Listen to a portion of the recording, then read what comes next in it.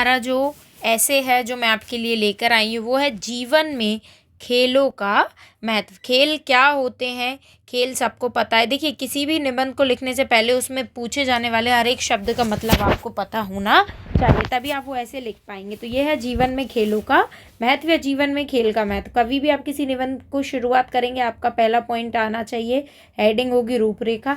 उसके बाद शुरुआत हमेशा प्रस्तावना से होती है और ख़त्म हम उसको हमेशा उपसंहार पे करते हैं। इसके बिना ये नहीं होता। और बीच में हमारे जो भी पॉइंट होते हैं वो हम लिखते हैं। शुरुआत, प्रस्तावना, खत्म, उपसंहार, ये हर निबंध की डिमांड होती है। इसके बिना आपका निबंध अधूरा होता है। चलिए देखते हैं। प्रस्तावना। हमारे जीवन में खेल का बहुत महत्व है। खेल खेलने से हमारा जो शरीर है उसमें स्फूर्ति आती है और ताजगी रहती है, स्पिरिट आती है। खेल से हमारा शरीर मजबूत और सुगठित बनता है, बहुत स्ट्रांग होता है। खेल खेलने से हमारा शारीरिक और मानसिक विकास, मतलब हम हेल्थ या पर्सनैलिटी वाइज तो डेवलप्ड होते हैं, हमारा जो माइंड है वो भी बहुत ज़्यादा डेवलप, बहुत ज़्यादा उसका विकास हो जाता है। चलिए अगला है खेल से शारीरिक विकास। अब कैसे होता है हमारे शरीर का विकास?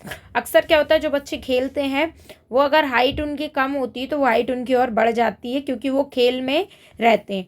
खेल से हमारा शारीरिक स्थिति में सुधार आता है। जब हम football, hockey, cricket, tennis, kabaddi जैसे कई खेल खेलते हैं तो हमारे शरीर की कसरत होती है। किसी में हमें हाथ पैर ऐसे फैलाना पड़ते हैं, कभी जंप करना पड़ता है, उछकना पड़ता है, पैरों को ऐसे पैर से ऐसे किक करना पड़ता है। तो इससे क्या होता है, हमारी जो हड्डियाँ होती हैं, मांसपेशियाँ होती हैं, जो हमारे लिगामेंट होते हैं वो मजबूत हो जाते हैं।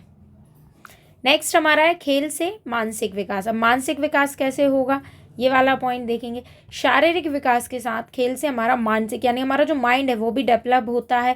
शतरंज जैसा हम चेस खेलते हैं, कैरम बोर्ड खेलते हैं, लूडो खेलते हैं, सांप सीढ़ी खेलते हैं। तो ऐसे खेल जो होते हैं वो हमारे मस्तिष्क यानी हमारे माइंड, जो ब्रेन है, उससे अच्छी तरह काम करना सिखाते हैं, काम करते हैं, जिससे हमारा संयम बढ़ता है। अब खेल एक सामाजिक संगठन। अब ये क्या है, सबसे पहले तो हमें उस वर्ड का मीनिंग पता होना चाहिए कि सामाजिक संगठन क्या है। संगठन होता है बेटा लोगों का ग्रुप बन जाना। क्या बन जाना? लोगों का ग्रुप। और खेल, कई खेल ऐसे होते हैं जिसमें कई लोगों का ग्रुप बनता है। जैसे अगर हम क्रिकेट खेल रहे हैं तो उसमें हमें 11 मेंबर्स चाहिए जिनकी पार्टनरशिप होती है, उनका एक संगठन बनता है। खेल एक महान सामाजिक संगठन है। जब हम खेलते हैं तो हम साथी खिलाड़ियों के साथ ग्रुप से रहते हैं। ग्रुप में संगठित वही टीम वर्क होता है, जिससे हमें टीम लीडरशिप सीखना मिलती है। इससे हमारे सामाजिक और संगठनात्मक कौशल विकसित, जिससे हम सीखते हैं कि हमें कैसे एकजुट होकर रहना चाहिए। अब है उपसंहार। खेलों से हमारे अंदर सहयोग, आत्मविश्वास, अनुशासन, साहस, एकता आदि ऐसे गुणों का, अब ये इतने भारी वर्ड है, पहले तो हमें इनका मीनिंग। सहयोग यानी किसी की हेल्प करना। आत्मविश्वास मतलब हमारे अंदर एक करेज आना कि ये चीज़ हम कर सकते हैं, ठीक है, डिटर्मिनेशन होना उस चीज़ के लिए। अनुशासन, डिसिप्लिन सीखते हैं। हमारे अंदर एक लोगों को लेकर चलने की एक एकता आती है, हमें एक एकजुट होकर चलना सीखते हैं। इन चीज़ों का जो निर्माण है वो सिर्फ खेलों से होता है। जब हम पार्टनरशिप में खेलते हैं तो हमारा फोकस होता है कि हमारी टीम ही विनर होना चाहिए। उस पर्सन को हम एज अ टीम मेंबर नहीं, एज अ हमारा फैमिली समझते हैं और हमें ये जीतना ही है। खेल हमें सफल जीवन जीने में मदद करता है। आज का जो टाइम है वो स्टडी का तो है, बट जितना स्टडी में आप आगे हैं उतना ही अगर आप खेल में आगे हैं तो आप बिल्कुल आसमान पर हैं।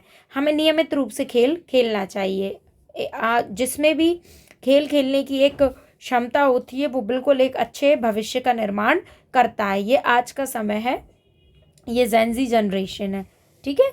तो आज के समय में आप बिल्कुल सीख सकते हैं। यह आपका पूरा ऐसे रहा। अगर आपको किसी भी तरीके से और मेरी हेल्प चाहिए, किसी और टॉपिक पे बहुत इजी लैंग्वेज में चाहिए, लेट मी कमेंट, तो मैं आपको बिल्कुल बताऊंगी। कमेंट करिए, बताइए मुझे।